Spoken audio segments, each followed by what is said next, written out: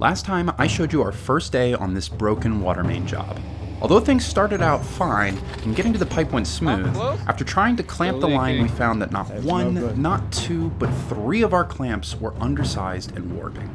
Despite working late into the night, we had to shut the water off and call it. Saturday morning, we had some energy back to try and finish, but it being the weekend turned out to be bad news. Well, these won't work.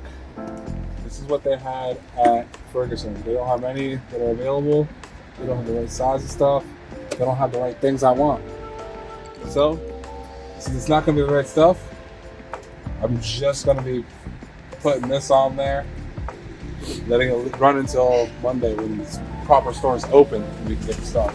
Even worse, despite the line being shut off, we discovered that the pit is filled with water. Oh man, what a nightmare. Edwin hops into the bobcat to see if he can get rid of some of it. But as we find out, that's not very effective. So instead, the plan is to dig to the opposite side of the pipe and use the dirt to build a sort of dam, which seems to work well enough.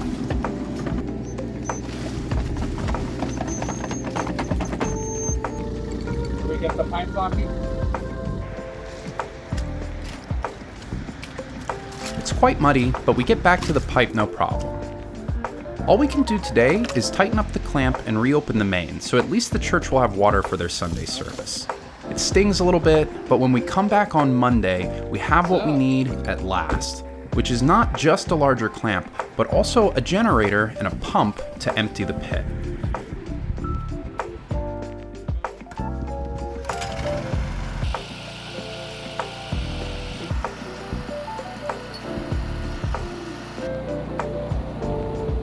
This is unsurprisingly much better than the dam technique.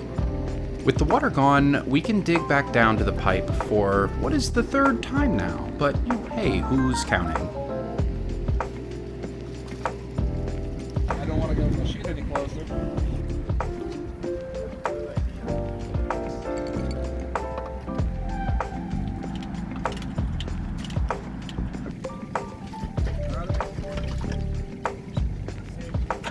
We take off the old clamp, clean up the pipe, and start to prep the new one. Reminder that it's still freezing cold out here, as it has been all week. I can't feel my hands.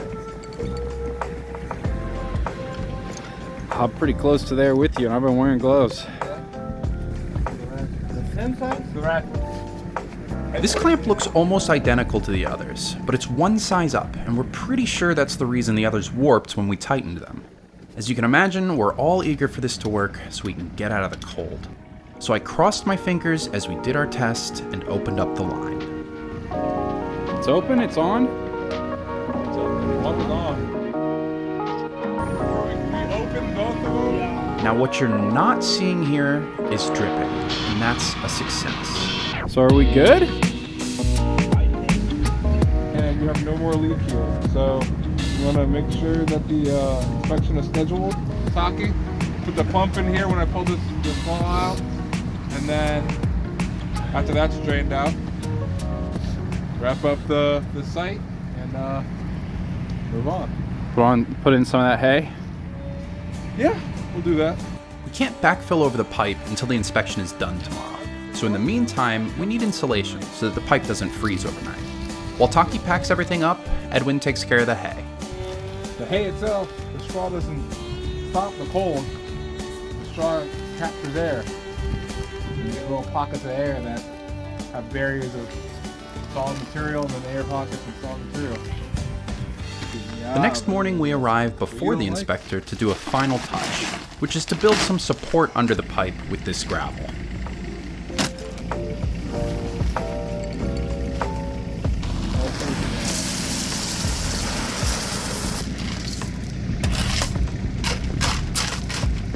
The inspector arrives and Edwin heads over to meet with him. The process is pretty quick. He just looks over the site and asks a few questions.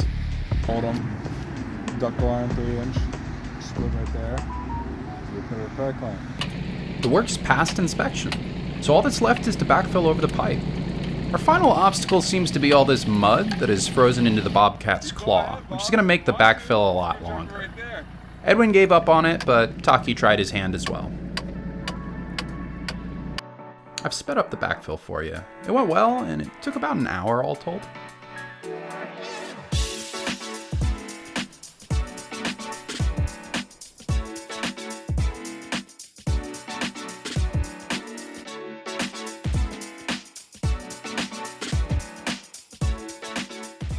And with the backfill done, we can call this job a success.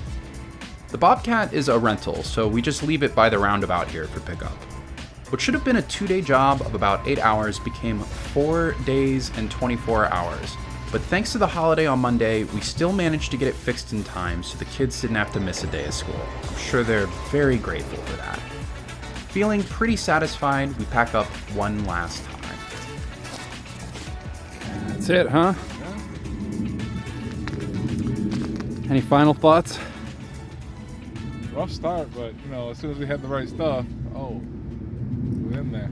No problem. Yeah. For you, no problem. For you? No, for Taki, it's no problem. For me, I was struggling.